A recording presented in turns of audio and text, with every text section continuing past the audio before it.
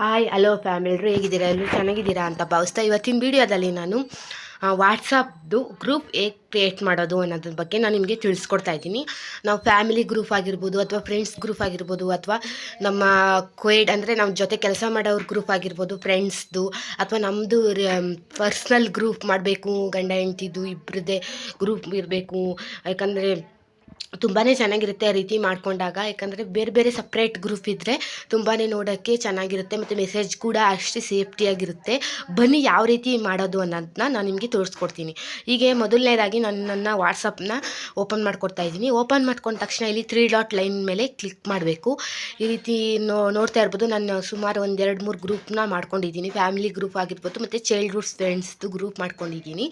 ಈ ರೀತಿ 3 dot line ಮೇಲೆ ಕ್ಲಿಕ್ ಮಾಡಬೇಕಾಗುತ್ತೆ. ಕ್ಲಿಕ್ ಮಾಡಿದ ತಕ್ಷಣ ಇಲ್ಲಿ ನೋಡ್ತಾ ಇರ್ಬೋದು, ಇಲ್ಲಿ ನ್ಯೂ ಗ್ರೂಪ್ ಅಂತ ಸಿಗುತ್ತೆ ಆಪ್ಷನ್ಸು ಮೇಲ್ಗಡೆನೆ.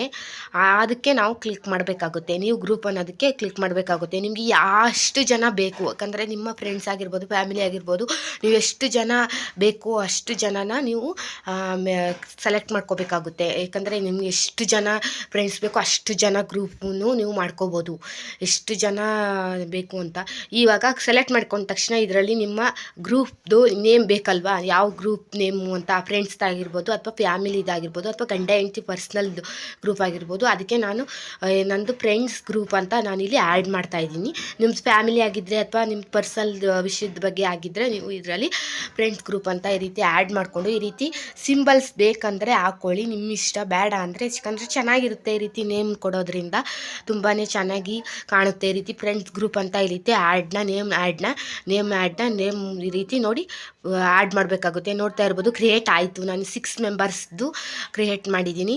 ಸೆಲೆಕ್ಟ್ ಮಾಡಿಕೊಂಡು ಈ ರೀತಿ ನೋಡ್ತಾ ಇರ್ಬೋದು ನೀವು ಅಡ್ಮಿನ್ದು ನಾವೇ ಕ್ರಿಯೇಟ್ ಮಾಡಿದ್ರೂ ಸಹ ಇಲ್ಲಿ ಇನ್ವೈಟ್ ಲಿಂಕ್ ಅಂದರೆ ಈ ಲಿಂಕ್ನ ನಾವು ಬೇರೆ ವಾಟ್ಸಪ್ ಗ್ರೂಪ್ಗೆ ಅಥವಾ ನಮ್ಮ ಫ್ರೆಂಡ್ಸ್ಗೂ ಸಹ ಕಳಿಸ್ಬೋದು. ಮತ್ತು ನೋಡ್ತಾ ಇರ್ಬೋದು, ಆ್ಯಡ್ ಲಿಸ್ಟ್ ಅಂದರೆ ನಿಮ್ಮದು ಪ್ರೈವೇಟ್ ಇಡಬೇಕು ಇದು ಅಂತಂದರೆ ಪ್ರೈವೇಟ್ಗಿರ್ಬೋದು, ಅಥವಾ ಬೇಡ ಅನ್ನೋದಾದರೆ ಬೇಡ. ಈ ರೀತಿ ಮಾಮೂಲಿ ಎಲ್ಲ ಇಡ್ಬೋದು. ಪ್ರೈವೇಟ್ಗಿಟ್ಟರೆ ಅದು ಯಾರಿಗೂ ಅಷ್ಟು ಗೊತ್ತಾಗಲ್ಲ. ಈ ರೀತಿ ಇಟ್ಕೋಬೋದು. ಮತ್ತು ಇನ್ನೊಂದು ಏನಂದರೆ ಅಡ್ಮಿನ್ ಅಂದರೆ ನಾವೇ ಅದನ್ನು ಕ್ರಿಯೇಟ್ ಮಾಡಬೇಕಾ, ಅಥವಾ ಬೇರೆ ಯಾರಾದರೂ ಈ ಗ್ರೂಪ್ಗೆ ಫ್ರೆಂಡ್ಸ್ನ ಆ್ಯಡ್ ಮಾಡ್ಬೋದಾ, ಅಥವಾ ನಾವು ಒಬ್ಬರೇ ಆ್ಯಡ್ ಮಾಡಬೇಕಾ?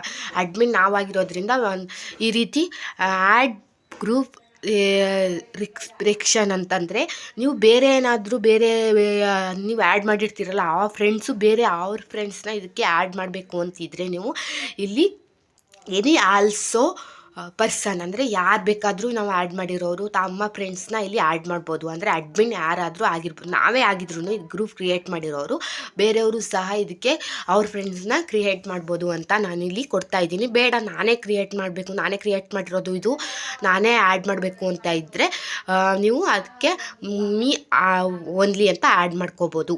ಓಕೆ, ಈ ವಿಡಿಯೋ ನಿಮಗೆ ಇಷ್ಟ ಆಗಿದೆ ಅನ್ಕೋತೀನಿ. ಈ ವಿಡಿಯೋ ಇಷ್ಟ ಆಗಿದೆ ಒಂದು ಕಮೆಂಟ್ ಮಾಡಿ ನಿಮ್ಮ ಅಭಿಪ್ರಾಯನ ತಿಳಿಸಿ.